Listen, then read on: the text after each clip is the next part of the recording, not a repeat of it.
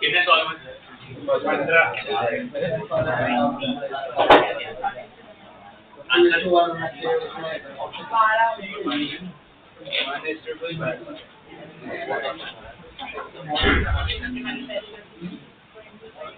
अच्छा 12 के आसपास हुए सबके ऑन एन एवरेज, तो 12 क्वेश्चन के आंसर एक बार चेक करो आपकी क्या क्वेश्चन 1 से लेके 5 का आंसर 8 है।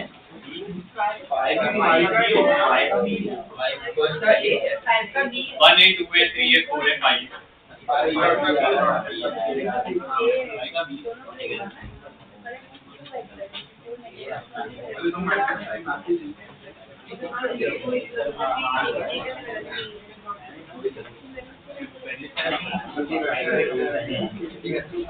पाई जो है उसमें वेक्टर फॉर्म है ना, और इक्वेटोरियल पे जो रहता है वो field opposite to the dipole moment होता है, तो डायपोल मोमेंट है तो माइनस साइन आनी चाहिए, तो पाई का आंसर एक सही है।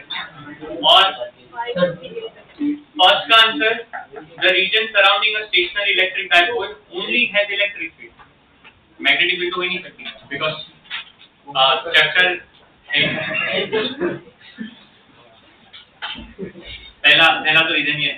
दूसरा रीजन मैग्नेटिक फील्ड जनरेट करने के लिए you will require a charge which is moving, stationary can not produce. Yes clear है ना? अच्छा फिर नेक्स्ट आंसर 6 का दिल्ली, 7 का दादरा नगर हवेली, मतलब डी, 7 का डी, 8 का भी डी, नहीं 8 का सी, 8 का सी, 8 का सी, 9 का भी सी, 10 का ए, एक और अगर चला। अच्छा ए में डाउट है क्या? कौन से वाले? 10th वाला। ओके 11th में पूछा है electric field on the axis of a small dipole at a distance r is even. 10th में डाउट या 11th में डाउट? और 11 में। ओके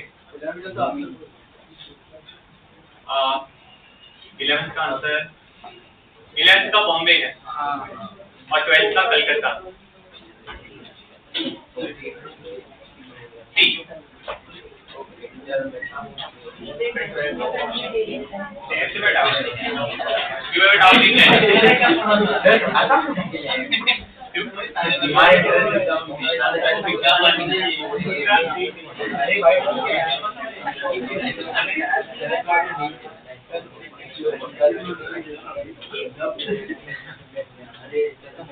Now, सुनो मेरे जरा कहने पर 10th देखो ओके 10th में क्या बोला? Electric field due to electric dipole on the axis at distance x net distance x, तो E एक्सिस का फॉर्मूला होगा 2kb by x cube, क्योंकि डिस्टेंस x है, बोला है था। अच्छा, and on the equator at distance y, तो E equator is kb by y cube, और उसके बाद बोला है they are same, मतलब E axis is E equator, तो हो जाएगा 2kb by x cube is kb by y cube, kb और kb कैंसिल, और उनको रेशियो किसका चाहिए, x by y, तो x cube by y cube is 2, तो x by y is 2 raised to 1 by 3।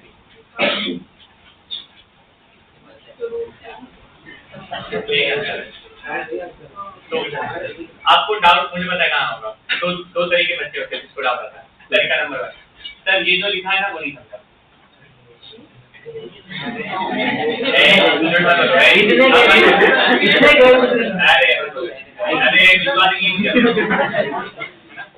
ये पहला दो कैटेगरी में बोला। Category 1, sir we don't understand what is it. Okay, category 2, Ankit sir आपने लिखा है E axis is 2 times equator, sir आपने लिखा है, तो गधे बच्चों एकदम कतई मैं बोल रहा हूँ ये इक्वेटर, तो उसमें डिस्टेंस एक होता है ना भाई, सब इक्वेट करोगे ना, डिस्टेंस कहाँ से मैं भाई, एक में x बोला एक में y बोला, तो रेशियो ही क्या, वरना डिस्टेंस सेम ही होता तो कैसे होता, फिर वापस वही देता आपने, याद है ना लास्ट टाइम कर रहे थे, फिर बस वही क्यों कर रहे हो आप, अभी चाहिए, अरे समझा, देखो मेरी बात से बुरा लग रहा हूँ तो I am genuinely sorry, but please बुरा लगाओ, ठीक है, बुरा लगना चाहिए, ये इजी वे था। चलो, okay, you can try other questions also, आपकी प्रैक्टिस के लिए भेजे मैंने, ओके, यू कैन ट्राई। चलो, हम अपने ओरिजिनल टॉपिक में आते हैं।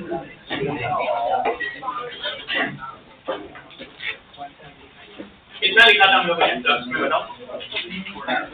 Electric flux and property formula लिखा था, 3 पॉइंट लिखा तो अच्छा, फ्लक्स के बारे में लिखा हुआ और एक जो पार्टी वर्ड होता है नहीं बोलते, अच्छा इतना थोड़ी कम लग रही है, या इतनी बच्चे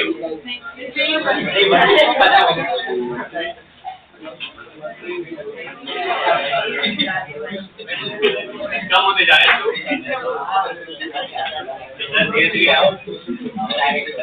survival of the fittest, big boss 20 है ना, एलिमिनेट होते जा रहे हो, ऐसी पोजीशन नहीं है। अच्छा, आप लोगों ने आपका रैंक देखा फिजिक्स वाले उसमें, कितने लोग हैं, 271, तो आपने अगर नोट करा हो टॉप 5 में I think there is a student from B9 also, check किया आपने, और फिर आगे जाओगे तो B2 B3 वाले भी एंट्री मार्क हो रहे हैं, और फिर B9 वाले भी हैं थोड़े आगे, तो मतलब बच्चे देखो, बैच अगेन डजंट डिफाइन कि तुम कितना मेहनत कर रहे हो या क्या है, कहीं पे भी रह के बैच मेरे बच्चा बहुत सही कर सकता है।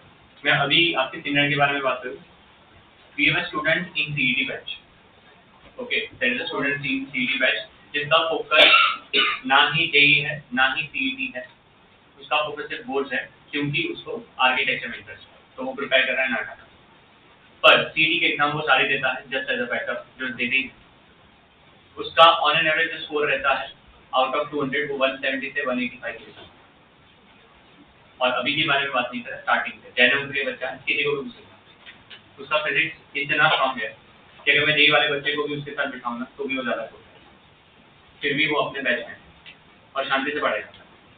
तो ऑफिस में बोल रहा हूँ, batch is not going to fine, okay, आप इस बैच में रह के आपके पास तो अभी एक्चुअली में अच्छा बात ये है आपका छोटा सा बैच है, लोग कम है, फोकस ज्यादा हो सकता है, ठीक है, तो अगर आप अच्छे से इस बैच में अपना आउटपुट निकाल लेते हो तो ट्रस्ट मी यहाँ पे सारे स्टूडेंट्स अपने ड्रीम कॉलेज में बैठे,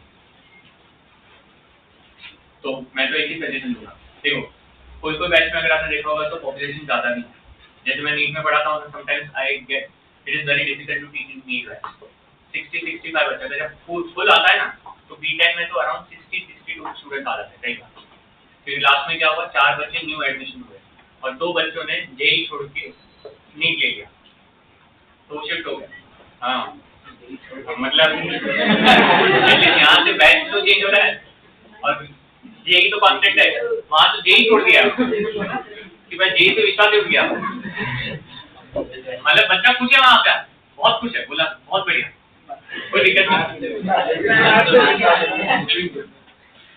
और अच्छा परफॉर्म कर रहा है बकायदा। पता नहीं वही था, वो बोला कि सर पहले से मुझे नीट में जाना था, बट घर पे थोड़ा प्रेशर था कि नीट में कुछ होगा नहीं, एक ही एग्जाम है, कहाँ पे जाएगा, तो इसीलिए प्रेशर करते करते जेई में आया।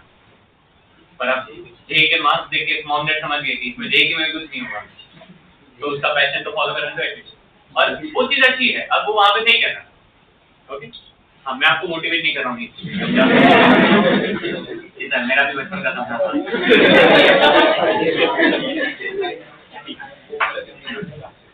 तो मेरे हिसाब से कोई ऐसा नहीं है ना जो अभी यहाँ पे जबरदस्ती बैठा हुआ। एनीवन, सब लोग को पीसीएम लेना था, वो श्योर होगा पक्का 100%।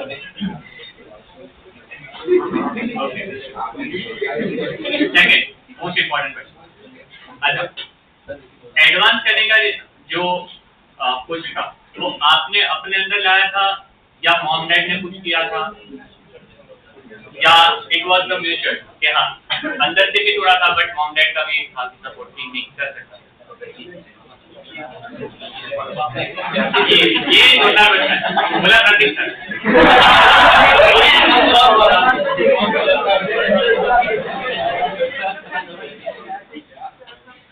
देखो एक बात तो मानोगे, प्रतीक सर में कन्विंसिंग मैं ट्रू स्टोरी बताऊं।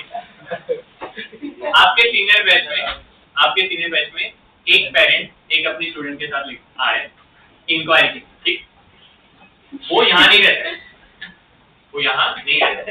वो रहते थे दूसरे जगह पे, महाराष्ट्र में कोई दूसरे पार्ट में, ठीक। वो आए थे यहाँ पे अपने मामा के घर पे ऐसे ही मिलने के लिए, एक वीक की, जैसे छुट्टी में नहीं आता है ऐसे वेकेशन में आए। तो उन्होंने बोला कि आप एक काम करो, यहाँ के जेई के कोचिंग के आप बात करके जाओ और आइडिया लेके जाओ कि कैसे पढ़ाई करते हैं, फिर वहां पे जाके जो इंस्टीट्यूट होगा वहां पे आप एडमिशन करवा दें। उन्होंने बोला ठीक है, वो यहाँ पे आए, ठीक, प्रतीक्षा से बात करी, 2 दिन बाद बच्चे को यहाँ छोटी चली आई चप्पल, वो भी बच्ची बढ़ रही मांगा तो सीनियर में है, okay he is very happy. But हाँ what I am trying to say, अभी भी बोल रही है मतलब अगर हम नहीं आते ना तो मैं तो वहां पे अपने मॉम डैड के साथ रहती हूँ, अभी अपने मामा के घर पे रहती हूँ 2 साल से, ठीक है। और वो यहाँ पे मतलब पूरा उसने इलाका यहाँ पे किया। हाँ वन ऑफ द रीजन वो भी था कि जो फैसिलिटी एंड जो कोचिंग यहाँ पे था वो वहाँ पे उनके वहाँ पे प्लेसमेंट नहीं था, that is definitely the thing. But हाँ डेफिनेटली ये कन्विंसिंग पावर जो था, मैंने बोला सर क्या जोड़ा मतलब, तो what I am trying to say, Prateek sir का नाम मत लो अगर आप अपनी इच्छा से हो। और तो एक ही चीज मैं बोलूंगा, स्टार्ट में मैंने बोला था ये जर्नी है ना डिफिकल्ट तो है, इट्स नॉट समथिंग जो एकदम इजी है और इजीली चीज मिलती भी नहीं है ये बात। अच्छा इस साल जेईई मेंस का जब रजिस्ट्रेशन हो रहा था, मैंने आपको शायद बताया नहीं, I am not sure, but that was the last date जो दिया था कि 15 को इन द लास्ट डेट, 14 तक है ना जो रजिस्ट्रेशन काउंट था वो आया था। अच्छा वो काउंट कैसे पता चलता है, व्हेन यू रजिस्टर तो लास्ट में ना वो ऐसे नीचे एक उनका कोड होता है जेईई मेंस की वेबसाइट पे, और जो यूट्यूबर्स है ना, सॉरी इन्फ्लुएंसर्स जो है ना, वो मेनली उनको काम धंधा कुछ नहीं है पढ़ाने के अलावा, हर एक चीज करते रहते हैं, तो वो रिकॉर्डिंग कर रहे थे वेबसाइट का। तो उनको समझा कि वो जो वहाँ पे कोड है ना, वो कोड के अंदर एक्चुअली में अगर तुम थोड़े डिजिट आगे पीछे करो तो नंबर ऑफ रजिस्ट्रेशन काम होता है, तो उन्होंने पूरा से डेटा निकाल के ये पढ़ा रहे ठीक है, बट हमें क्या पता। तो वो डेटा एक्चुअली में था कि अराउंड 14 लाख लोग थे और अब 8 आवर्स और 9 आवर्स बाकी है, मतलब जो लास्ट में रात को 11 बजे को उसका पोर्टल बंद होगा। यू वोंट बिलीव वो 8 घंटे में ना 1.5 lakh registration the last 8 hours.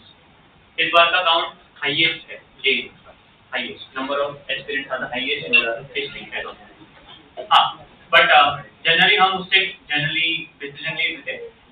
Registration के बाद कितने लोग अपीयर करते हैं उससे मेनली कॉल होता है। बट कॉमन सेंस यार, अगर 2-2.5 लाख भी ज्यादा हुए हैं तो मतलब आप मान के चलो 1 लाख नहीं लेने आते तो भी अपीयरेंस लास्ट के हिसाब से तो बढ़ी जाएगा। और if the number of aspirants are increase, उसकी डायरेक्ट इंपैक्ट है ना परसेंटाइल कट ऑफ पे जाता है। डायरेक्ट कितना भी तुम पेपर डिफिकल्ट कर वो हमने लास्ट ईयर देखा, पेपर डिफिकल्ट होने के बावजूद कट ऑफ है ना बहुत माइन्यूटली अफेक्ट होता क्योंकि नंबर ऑफ एस्पिरेंट्स बढ़ा। हाँ, नंबर ऑफ एस्पिरेंट्स कम हुए, पेपर डिफिकल्टी लेवल बढ़ा तो फिर तुम्हें सिग्निफिकेंट चेंज मिलेगा और तुम वापस 90% टाइम पे आ जाओगे, जो एक्चुअली में 3 या 4 साल से कांस्टेंट था, कंसिस्टेंट। मेंस का कट ऑफ 90, 89, 90, 89 फिर राइज होगा, फिर करते करते अभी 93 पे थोड़ा सस्टेन है। अब इस साल पता नहीं है और कट ऑफ पता भी नहीं चलता जब तक दोनों अटेम्प्ट नहीं होते, तुम बोल भी नहीं सकते।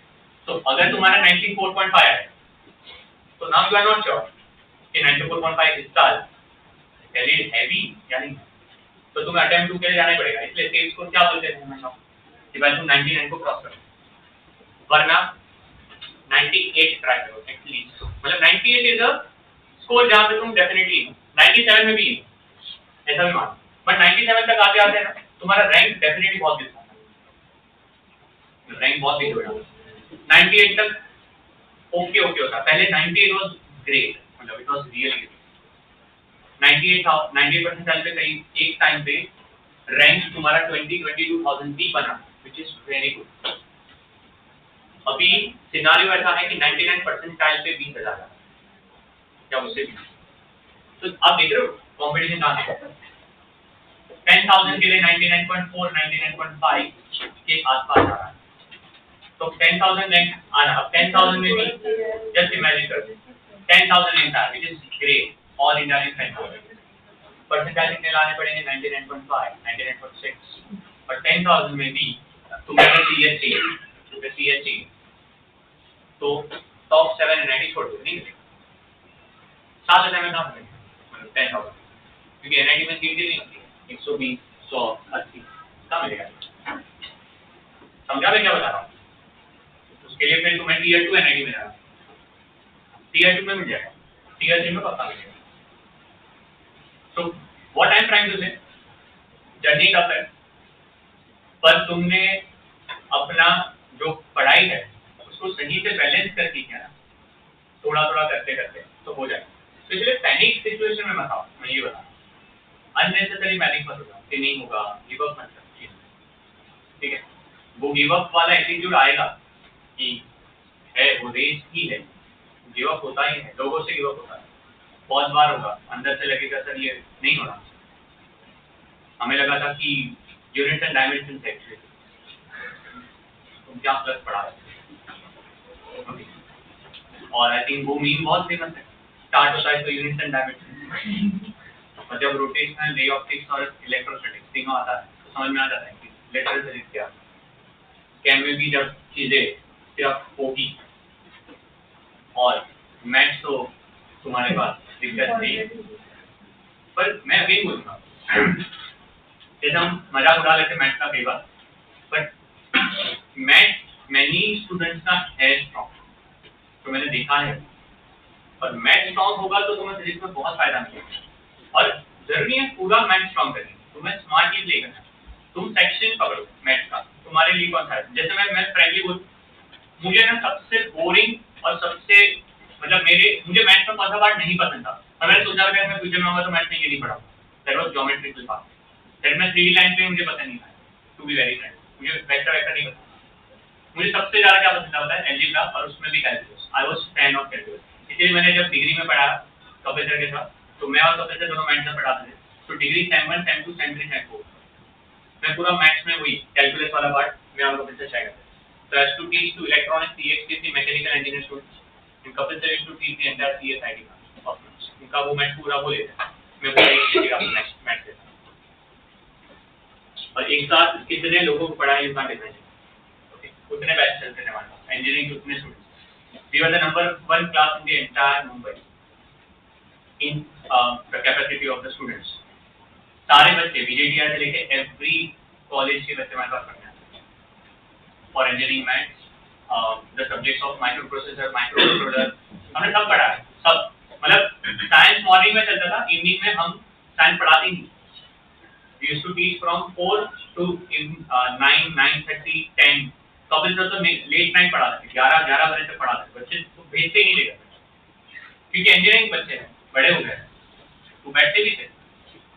और 7 बजे कॉलेज छूटा होगा, 6 बजे कॉलेज छूटा होगा, बंदा कहाँ से आ रहा होगा? जस्ट इमेजिन करो, बांद्रा से कॉलेज बच्चे पढ़ने आते थे हमारे पास चर्चगेट से बच्चे पढ़ने आते। जस्ट इमेजिन करो, चर्चगेट में बच्चा रह रहा, कॉलेज अटेंड कर रहा, वहाँ से पढ़ने आ रहा है हमारे पास बोरीवली, फिर वापस जा रहा है रात को 10 बजे। उतना ना, फिर बंद किया क्योंकि अभी इंजीनियरिंग की उतनी डिमांड नहीं है, टू बी वेरी। पर मैं ये बताना चाह रहा हूँ कि मैथ्स में सेक्शन करो, तुम्हारा स्ट्रॉन्ग पार्ट क्या है, उस पार्ट पे तुम अपना काम करो। और मान लो तुम्हारे अंदर था वाला कुछ भी मैथ्स में स्ट्रॉन्ग पॉसिबल नहीं है, क्या करें? तो इम्प्रूव करना पड़ेगा, there is no alternative for, because एक पॉइंट ऑफ टाइम के बाद तुम्हारा मैथ्स की वजह से फिजिक्स जाएगा। और जैसे फिजिकल के 3 मेजर चैप्टर्स एंटर करेंगे, ओके, अभी तक तुम्हारे इतने एंटर नहीं हुए, तो जब एंटर करेंगे फिजिकल तब उसमें भी मैथ्स लेट हो जाएगा। तो तुम्हें मैथ्स में ना थोड़ा इंट्यूशन अपना स्ट्रॉन्ग करना पड़ेगा, थोड़ा उस पर काम करना पड़ेगा, और वो प्रैक्टिस से होगा। और ये बहुत गलत नोशन है कि हम इजी लेवल क्वेश्चन प्रैक्टिस नहीं कर सकते, हम टेक्स्ट बुक सॉल्व नहीं कर सकते, हम ये नहीं कर सकते, कुछ नहीं। तुम कोई भी लेवल उठाओ, पर मैथ्स उठाना ही है, और प्रैक्टिस होनी चाहिए एवरी सिंगल डे। मैथ्स पे अपना टाइम थोड़ा इन्वेस्ट करना पड़ेगा। समझ में आ रहा है? ठीक है, so that's it, let's start. Plus का हम लोगों ने लास्ट में जहाँ पे लिखा था उसमें कंटिन्यू करो बेटा। प्रॉपर्टीज लिख रहे थे, नहीं प्रॉपर्टीज नहीं, स्टार्ट हुआ आपका बात हो गया, कंटिन्यू करो। नेक्स्ट पॉइंट लिखो, if electric field E vector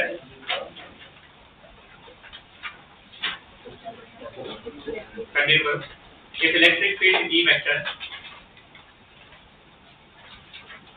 and surface are making angles theta with each other,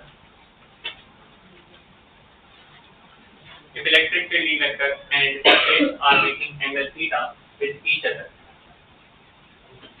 then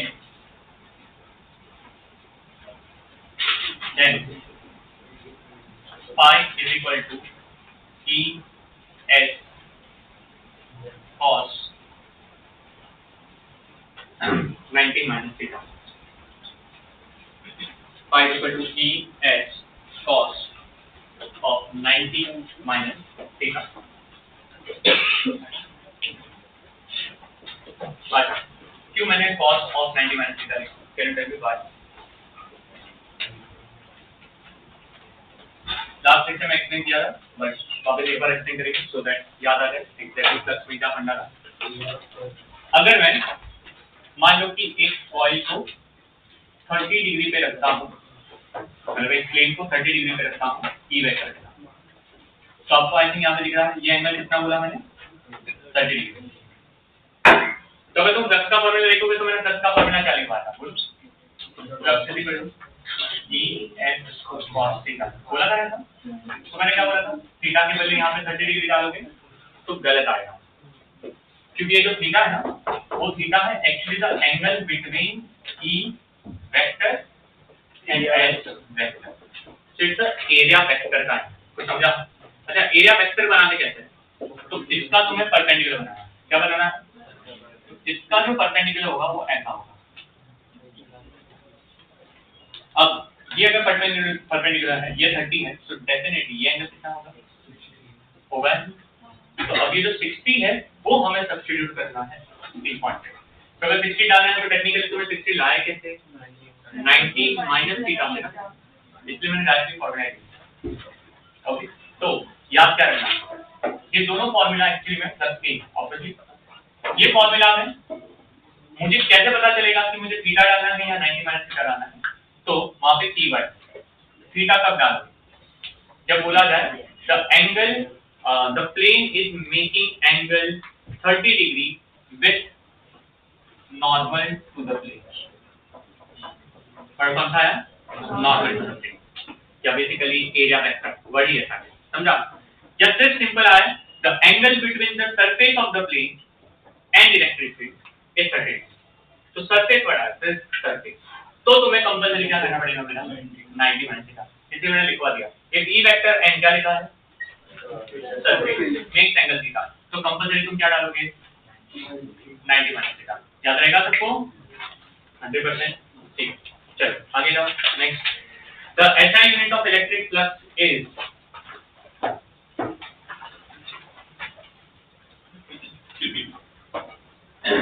the SI unit of electric flux is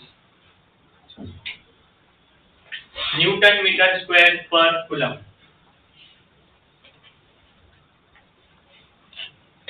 Newton meter square per coulomb or volt meter.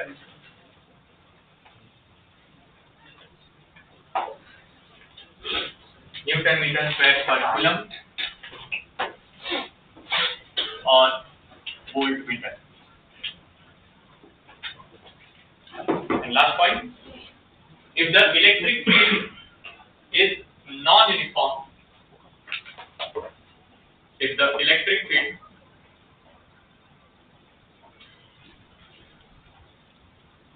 is non-uniform over the surface,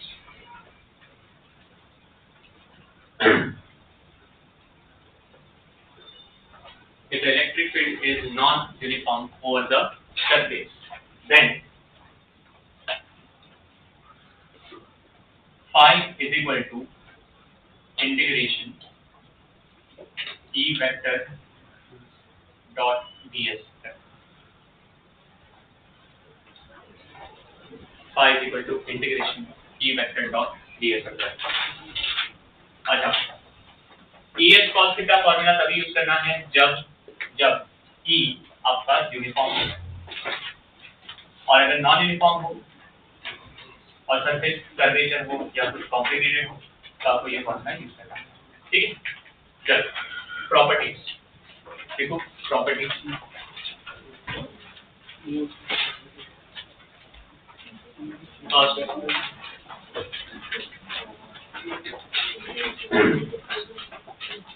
if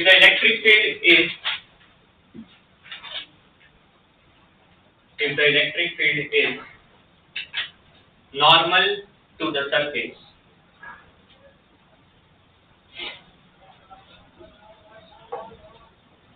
if the electric field is normal to the surface, then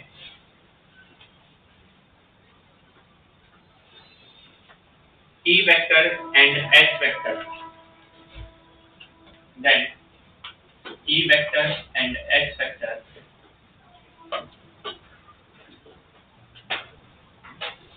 are parallel to each other. Then E vector and S vector are parallel to each other.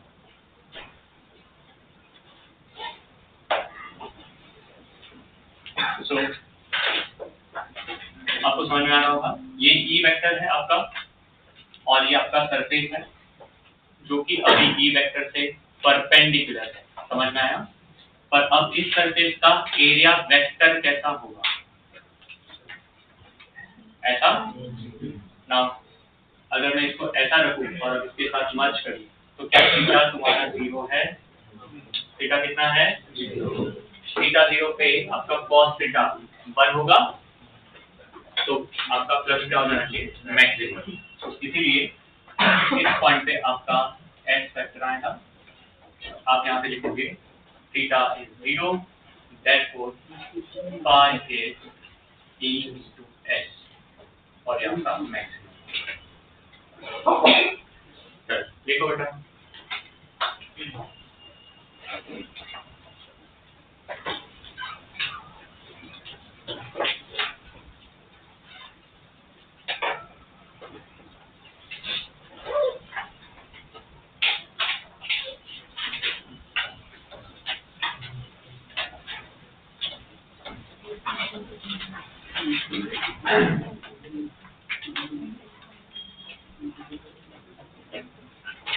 Point number 2.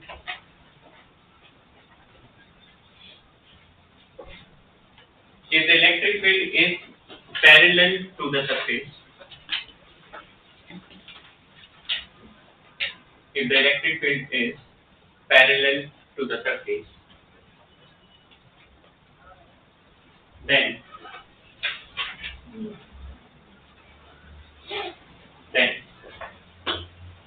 theta is equal to 90 degrees.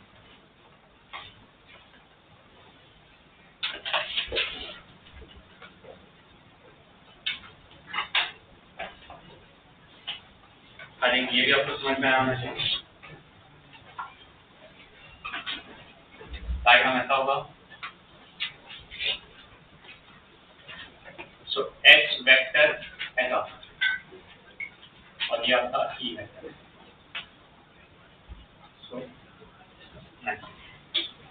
So theta is 90, and because theta is 90, your flux is 0. वो आपका minimum.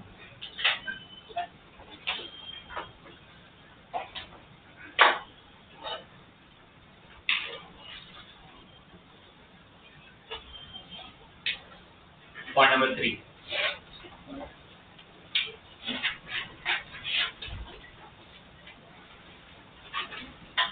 Is the number of electric field lines. Point number 3. Is the number of electric field lines passing through two surfaces. Passing through two surfaces are same.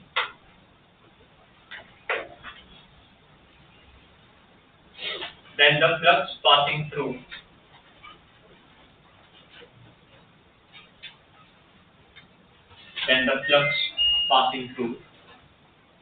these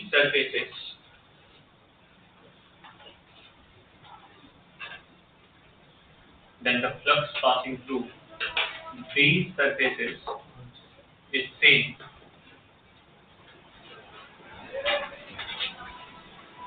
irrespective of their shape.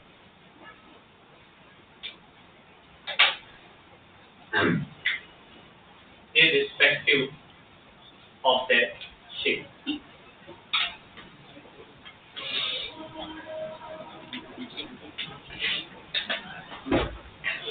Okay, अब question पूछता हूँ, उसका answer दो। ये disc मैंने ऐसा रखा है, छोटा सा डिस्क है।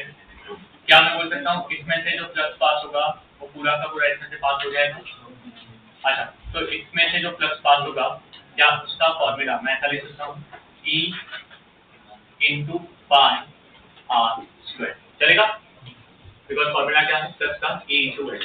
Is it okay? अच्छा, नाउ समझने वाली बात ये है, मान लो कि मैं ये जो डिस्क का एरिया है वो एरिया को सेम रखता हूँ, मतलब दिस क्रॉस सेक्शनल एरिया भी सेम है, पर यहाँ पे मैंने एक बाउल कर दिया। क्या कर दिया मैंने? बाउल। तो घर पे वो जो कटोरी रहती है जिसमें हम दाल खाते हैं वो बाउल है, बट उसका जो ऊपर का सर्कल जो है उसका एरिया अभी भी यही दैट इज पाई। ये समझ में आया? अब मैं क्या प्रूव करना चाहता हूँ वो ये है कि अगर यहाँ से 4 लाइन एंटर कर दी तो इस तरह में से भी 4 लाइन एंटर करेगी, और ये जो कर्व्ड सरफेस है वहां से एग्जिट भी 4 ही मारेगा।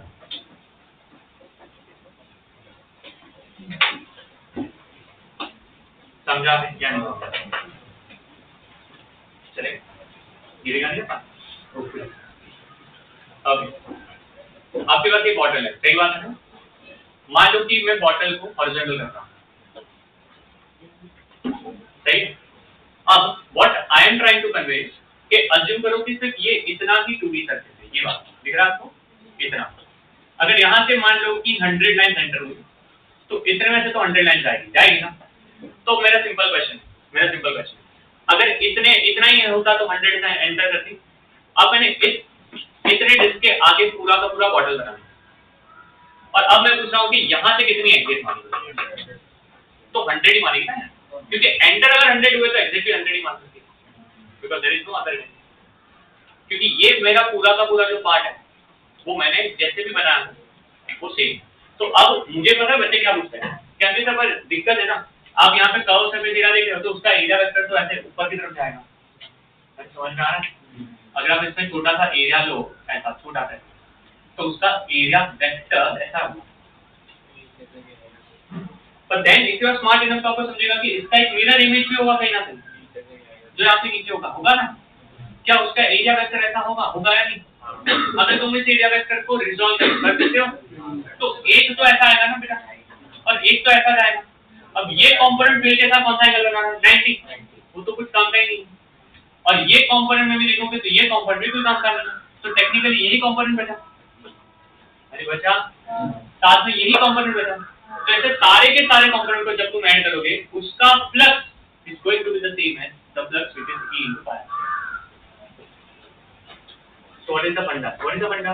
क्या समझा आपने कि अगर इनकमिंग फ्लक्स इज समथिंग तो आउटगोइंग फ्लक्स भी द सेम। तो दो सरफेस में शेप क्या है इट डजंट मैटर। तो अब और एक थोड़ा सा इसको करते हैं, वापस मैं सेम टू सेम रखता हूं और आगे ऐसा सरफेस है तो भी the flux is going to be same, मतलब इसमें से फ्लक्स और इसमें से भी फ्लक्स, सब में से फ्लक्स सेम ही। That's what I am going to say. Shoot the doubts if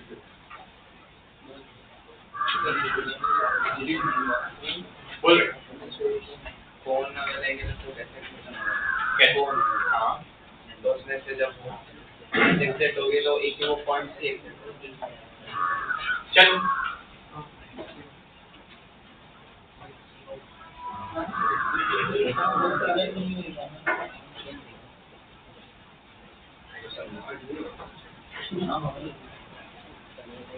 यहाँ से भी एक मारे, यहाँ से भी एक मारे।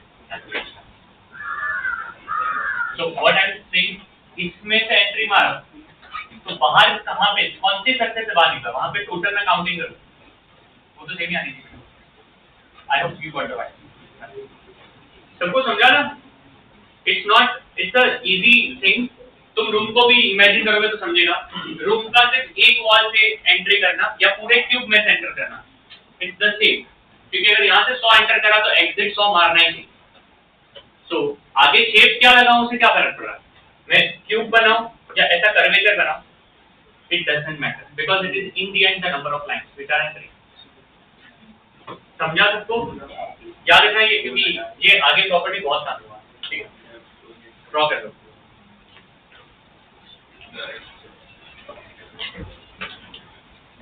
को उल्टा रखिए तो एक ही लाइन बहुत सारे पॉइंट होगी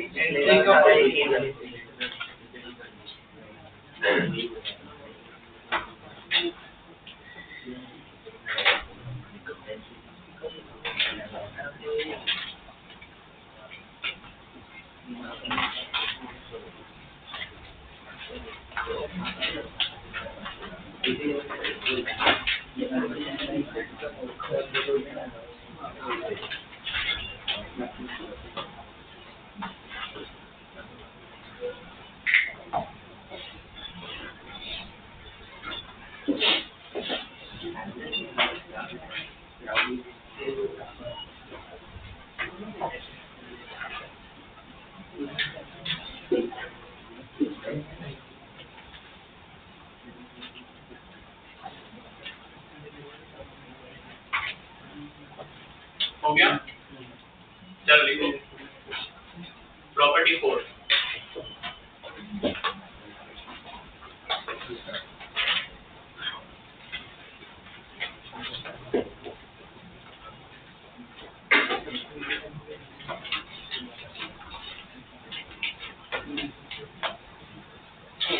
Property 4.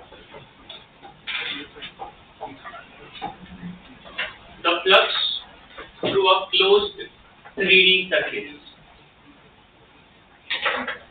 The flux through a closed 3D circuit.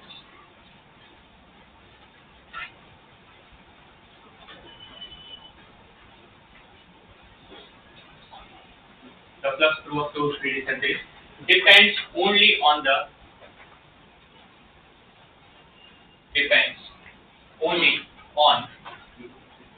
charges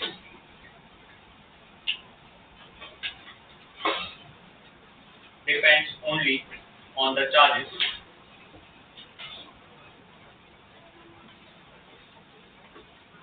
which are present inside the circuits. Which are present inside the circuits.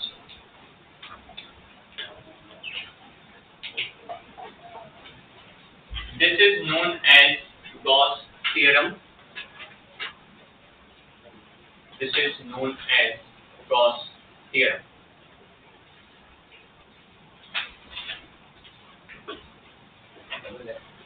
GAUSS. अच्छा, इसका एक्सप्लेनेशन मैं अभी नहीं ले रहा क्योंकि मुझे आगे सिखाना है, ओके। पर यहाँ से मैं एक ही चीज एक्सप्लेन करना चाहता हूँ, वो समझ लो। फ्लक्स मेनली डिपेंड करता है only on the charges which are present कहाँ पे, inside the surface. It does not depend upon the charges which are present outside the surface, okay. So मैं जब ये एक्सप्लेन करता हूँ तो एक ऑब्वियस क्वेश्चन आना चाहिए। Can you tell me what the obvious question is, you told about the inside, you told about the outside, what about on the surface? उसका भी आंसर है। So as of now, Gauss theorem में एक ही चीज याद रखना, charges जो अंदर के होंगे वो ही फ्लक्स में काम के हैं, बाहर वाले चार्जेस काम के नहीं। Okay. Next point. The time convention for electric flux. Next property. The time convention for electric flux.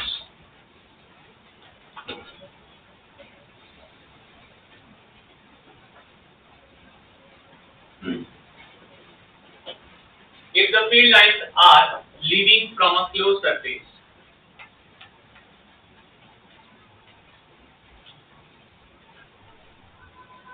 if the field lines are leading from a closed surface, then they are considered positive.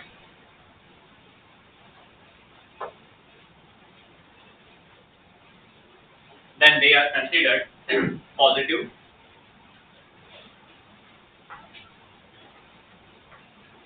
And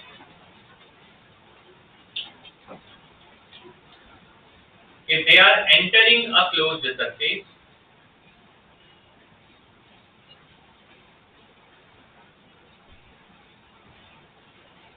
and they are entering a closed surface, it is considered negative.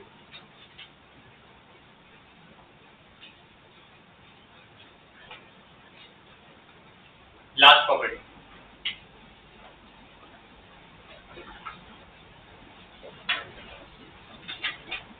The flux through any closed surface, the flux through any closed surface is always zero. The flux through any closed surface is always zero. If it is kept in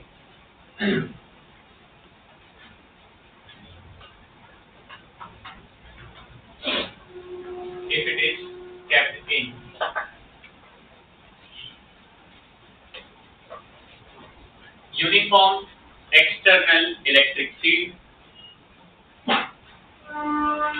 uniform external electric field, and there is no charge enclosed within the circuit, and there is no charge enclosed within the circuit. There is no charge enclosed within the circuit.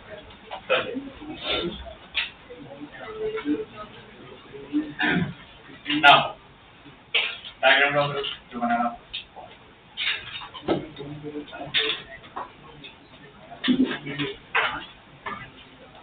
आज आपके पास cube है,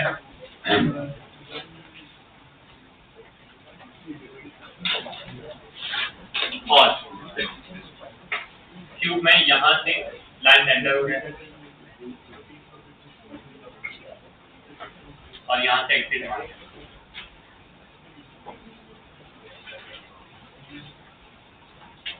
तो ये entry point है और ये exit, सही है। और ये पॉइंट पे एंटर हुआ, इस पॉइंट पे एंटर हुआ, इस पॉइंट पे एग्जिट मारा।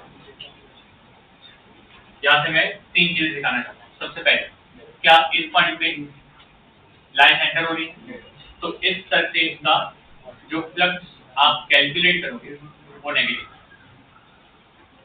अगर आप इस सरफेस का फ्लक्स कैलकुलेट करो तो पॉजिटिव होगा, ठीक, यहाँ से एग्जिट मार देगी। और अगर आप पूरे क्यूब का, एंटायर क्यूब का फ्लक्स कैलकुलेट करोगे तो 0, क्योंकि दो reason number 1, there is no charge enclosed in the surface. Reason number 2, the field is uniform, it is external, and the incoming line, let's say, are -4, then the exiting line is +4, so -4 +4 कितना हो जाएगा? So I think ये दो point जो थे ना, time convention as well as, I think ये मैंने एक्सप्लेन किया। सबको समझा? ठीक है,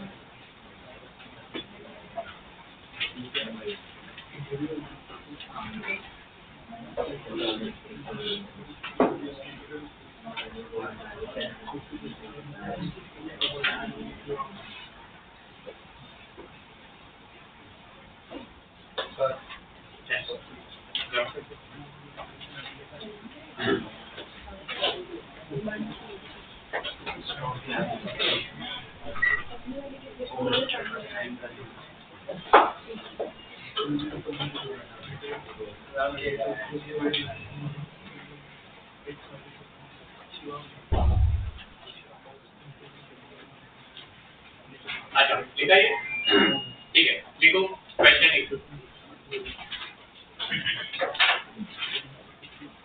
write down the question.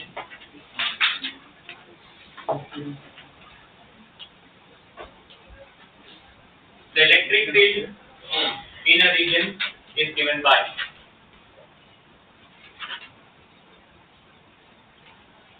the electric field in a region is given by E vector equal to 2 I cap plus 4 J cap plus 6 K cap kilo Newton पर coulomb.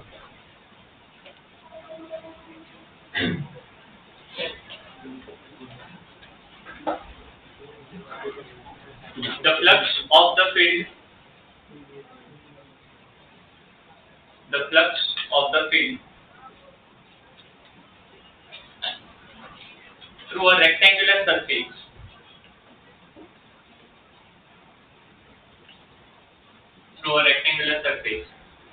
parallel to xz plane is xz plane is 6 Newton meter square per coulomb. xz plane is लिखा हुआ है 6 Newton meter square per coulomb. Then